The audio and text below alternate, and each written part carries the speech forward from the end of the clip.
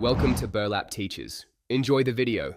You begin by making a full backup so you can restore if anything breaks. Once done, download the official Windows 11 ISO and a tool like Rufus to write media. Next, bypass the TPM/secure boot checks. You can use the registry swap or a trusted bypass utility. You do this because the installer blocks unsupported hardware by policy, and modifying those checks lets the installer proceed. Make sure to note your product key and verify downloads using checksums before continuing.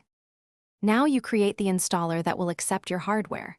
Use Rufus and select the ISO, choosing GPT for UEFI or MBR for legacy BIOS, match your system firmware.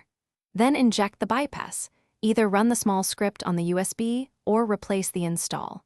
Wim with a modified image that skips TPM checks.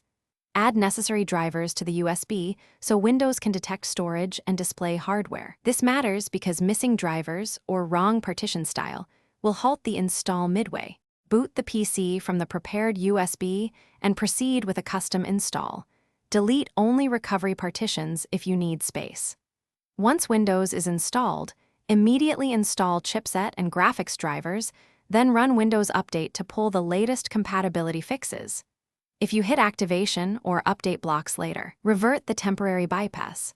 Re-enable TPM/secure boot checks in the registry or restore your original image and try the alternate bypass method. This troubleshooting step prevents future update or security issues.